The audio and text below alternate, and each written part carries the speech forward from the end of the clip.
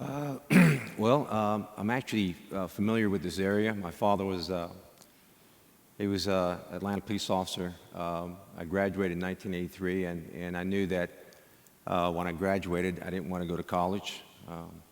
I wanted to get going, and so at the age of 17, I joined the Navy, and shortly after that, at the age of 19, I got selected or screened to go to BUDS, which is the Basic Underwater Demolition / SEAL School in Coronado, California. My father, I tell you, and this is kind of intimidating, I just want you guys to know, is that there's so many law enforcement officers here, and my father was a cop, and he was probably one of my first mentors. Well, he was my mentor, next to John Wayne, and watched a lot of Duke movies, and he said a lot of things that kind of made sense to me, you know. And my dad was not intimidating. He was a pretty relaxed guy, and he retired out of the military as well, and came to Atlanta to be a police officer. So when I got here, to see him in uniform, you know, the mornings or the evenings that he came home, that just stuck out with me. And if I had the chance to serve at the age of 17, I probably would have. But I decided to go ahead and join the military and get going. And so by destiny, by fate, I got, you know, I wanted to do something more exciting, and ended up going through the SEAL training at the age of 19, and spent 28 years, or 30 years in the Navy, but 28 years in Naval Special Warfare. And during that time, I can't even explain some of the opportunities and some of the things that have come to me through my mentors, and things that I've learned, and hopefully I impacted and shared and influenced others that were young SEALs. So that's pretty much in a nutshell. 28 years, 30 years in the Navy, and enjoyed every minute of it. And grateful to be here. Grateful to be here. He'll never say the word six won't come out of his mouth, but if you all haven't figured it out, he served for a number of years on the Navy's Special Mission Unit as a SEAL Team 6 operator. And I know there's no such thing as SEAL Team 6, right? That's what you told me, right? I don't even know what you're talking about. See? I It's don't. still classified. Okay. Is this being live streamed? I don't know what he's talking about. But yeah, being in the SEAL community is pretty unique, and I'm grateful to have served, just like you all folks. I appreciate that. I appreciate you guys so much. But yes. Brother, one of the, obviously the theme of today's event is influence. And so we've had some conversation, and you've had a lot of mentors and a lot of influences in your life. But who would you say has had the greatest influence or impact on you professionally, and what was it about them that really caused them to still resonate in your mind today? Inside the community, you know, for the first probably 2 years, it's just a gut check. You know, you have trainers and instructors and leadership that you know, you just keep your mouth shut and your eyes forward, and you get pretty much, as we were talking about last night, you start getting institutionalized, right? And sometimes institutionalization is not a bad thing, all right? But there's a purpose for everything that they tried to do going through training, and then all the training that precedes that, or actually that continues after that. And throughout that period of time, within those segments of the 28 years, I found myself, you know, you see people of like mind the way you think, even though I'm keeping my mouth shut, leadership traits that I wouldn't even know that they were leadership traits. I knew nothing about leadership. I was a sled dog, and I just wanted to be the best at my job. And throughout those portions and segments of my life, within the career, I've had probably just a handful of mentors that really stuck out. And the one thing that I think, out of all the things that all these wonderful speakers up here have talked about, as far as influencing your troops, being influenced, all these things that I found out that was probably the most important for me, is that this individual was genuine. And you know, as law enforcement officers, as public safety officers, you know, you guys already are pretty intuitive of people. You understand exactly where they're coming from, whether they're full of poop or or they're telling the truth, and so on and so forth. So our group of young wolves were the same way. We knew what instructors and trainers were genuine, and the other was that were just had a kind of on that graph that you showed earlier about intimidation and manipulation and so on and so forth. So if I had to pick a trait that impacted me was that these individuals didn't even try to be a leader, didn't even try to influence you. It just exuded. And by that, I felt that they were truly genuine in what they tried to do to teach us to use all our tangibles or develop all our tangible skill sets. But also there's a lot of intangible skill sets that were developed over that course of time. So being genuine, leading by example, everybody understands that. And ultimately, when you trust that leader, there's not anything that you won't do for them or for your brothers when you go into harm's way. So. Yeah, and you talk about leading by example, and we were having a conversation last night. So one of the young lads that was in the photo there, your youngest son Grayson, came to you and he said, Dad, I'm moving into a leadership position. What advice do you have for me? What could you tell me about leadership as I move into this position and take over this unit? And can you share with the audience a little bit about what you told him? I always try to stay out of my son's way. It's for them to learn and figure out certain things on their own. But of course, being their dad, if they ask, I try to kind of provide them an overview instead of trying to inundate them with all the things that I've learned in 28 years. And the only thing that I could come up with, I said, for me, what the most important trait was the fact that you have to lead by example. And I guess what I mean by that is that your ability as a leader, there's a lot of things that you gain from other individuals that you trust, that have influenced you, that have mentored you, that have guided you, that have counseled you, that you start taking a form within yourself. And that is what my foundation was, to be a trainer and to be an instructor, to be a mentor, all these, the time frame that I stayed. And so what I did was I took that and instead of being a father to my son, I talked to him as a sergeant in the Marine Corps.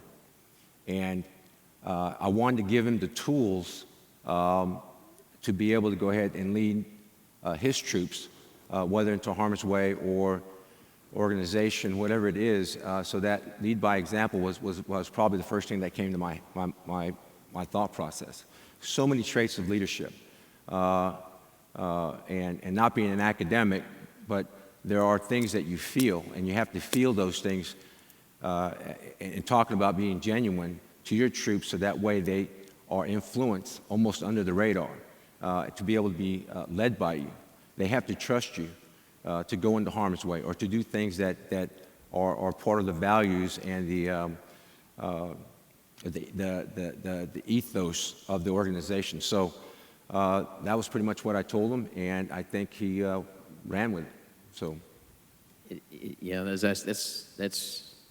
it sounds like common sense, but it's so true. And I don't think we have a tendency. I think it's been said that educators, they take something simple and they make it complicated. But what leaders do is they take something that's complicated and they make it simple. And at its essence, I think that leadership really boils down to two essential things. And one of them you hit on is lead by example. And I said this morning, if you remember, that the most powerful example is your own personal example, and I think that's where a lot of it starts. And I think that the second key is putting the needs and the welfare and the well-being of others above yourself. And I think that's one of the things that separates folks that do this line of work, specifically folks in special mission units like that, is the commitment not to yourself, but to the commitment of others. And so culture and leadership are absolutely essential. We've had some conversations about culture and leadership.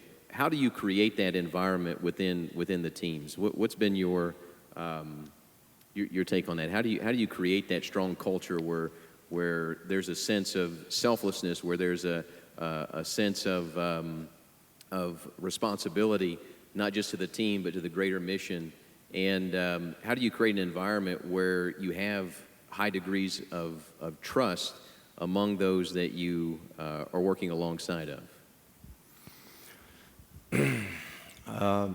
That's a very good question. And the reason why I say that is that sometimes things are just the way they are in your organization, especially of the things that you get pretty much educated in. Whether you're a young SEAL or a young public safety officer, I think that, you know, through whatever academies and whatever professional education and things of that nature, but you can sense those forms of individuals that are going back to being genuine and having the ability to be able to go ahead and kind of sense that and be influenced by that. And then when you have a group of individuals that their whole focus is to excel, their whole focus is to succeed, not just in the tangible skills, which you train, you know, as we all train, in many hours of the day, many months out of the year, until you get called to do a specific a task. But within that, you know, you have, you know, the analogy that I use is that you have kind of a pack of wolves, you know, and you, of course, you may have an alpha. Well, we didn't really have an alpha. There is no alpha in our pack of wolves because everybody's interchangeable. And so the biggest thing for us is that, you know, we can't fail. We won't fail. Not just the mission, but to be able to not fail our brothers in arms as we go into harm's way. So that mindset continues to kind of strengthen over the course of time. And so a lot of the things that again, going back to the under the radar things, you know, you have, I've had key mentors that, again, they've come off as very genuine. You know, when they have to put a foot in the butt, they do. But for the most part, you know, even though they're key leaders, those positions of leadership, you follow them without fail, because you believe in the same things that they believe in, which is the overall, you know, mission success. And how do you get to mission success? I mean, we all have to be on the same sheet of music, you know. Personality-wise, yeah, we can give and take on that, but ultimately, when it comes to the mission, there's only you know, one thing that you got to do right, and is to be able to succeed and excel in that mission.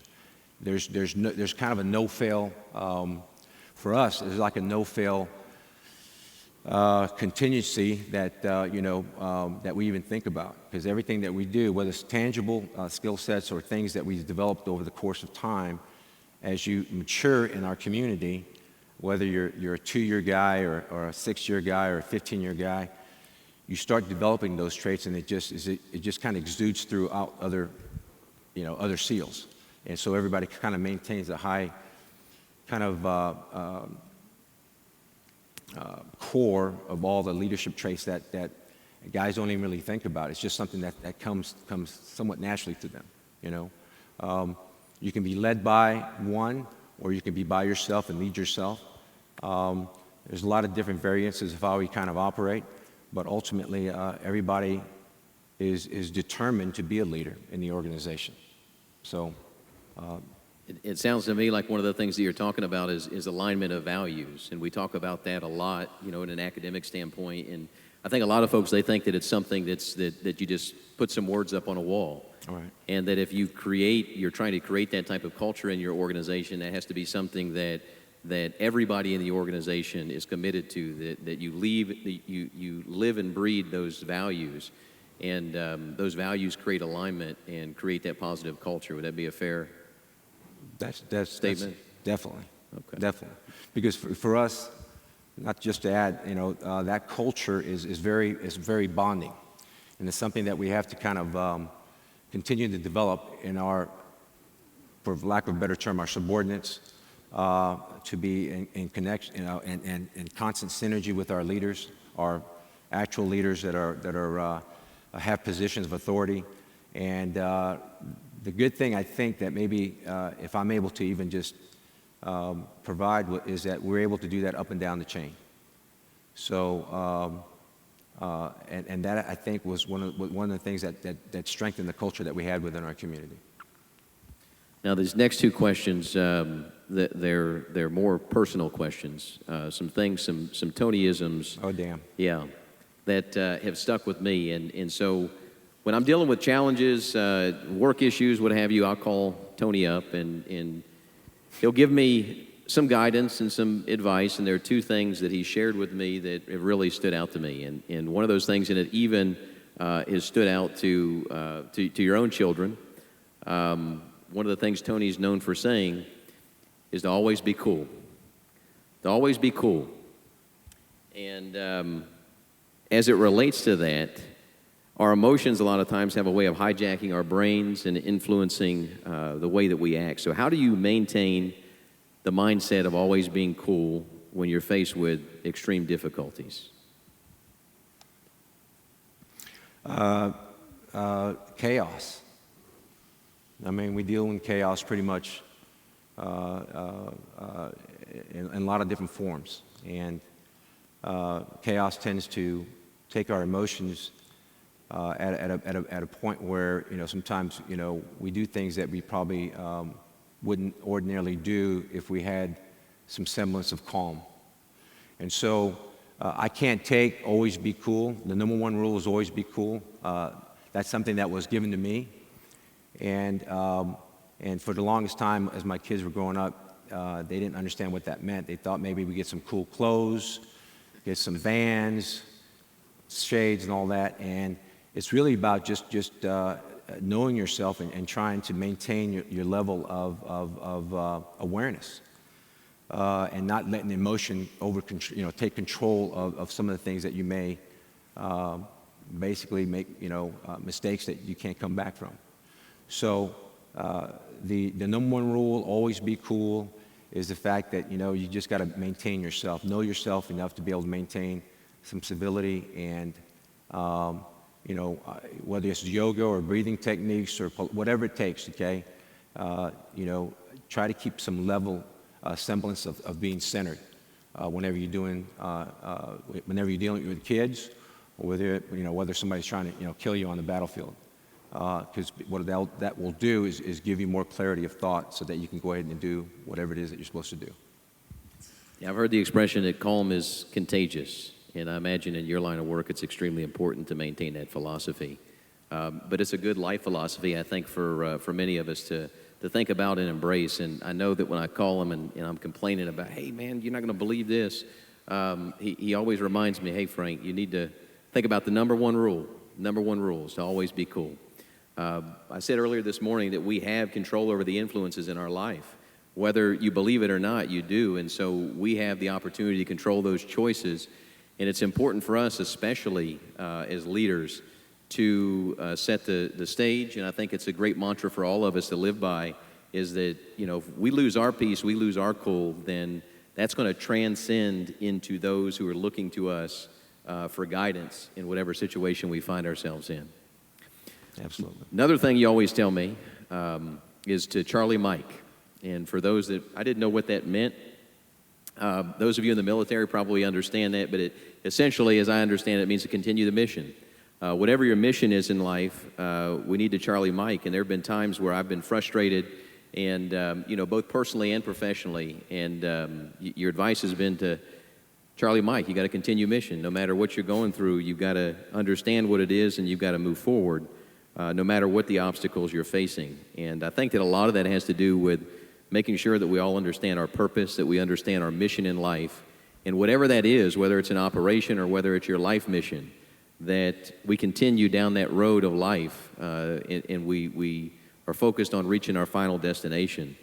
I think that there are a lot of challenges, especially in public safety nowadays. You have a lot of folks that are getting out of this business altogether. You have folks that are not wanting to get in this line of work, and it's a very important job. It's a very noble profession. And so what would your encouragement be for our public safety professionals to help them Charlie Mike as we move forward in these challenging times? You wouldn't be in this profession if you didn't love your job. I mean, I would say that I didn't really understand my profession until I had about 10 years in. There's no way I would have thought that I would have done, a 20-year career, let alone a 30-year career. It just happened. A lot of opportunities, and I felt more attached to doing the things that I've done. And I think for law enforcement officers, especially with the climate that we have today, I mean, some of the speakers that have come up are pretty amazing about some of, especially with Mike, with statistics and things of that nature. I mean, and that's what society is today. And for those that have gone, best to them. But those that are here right now, is that continue to strengthen, while you're still in the public safety environment.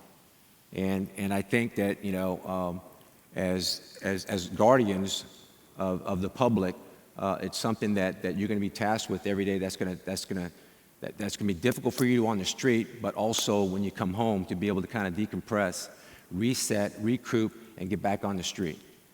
And that is a difficult thing for each and every one of you guys to do.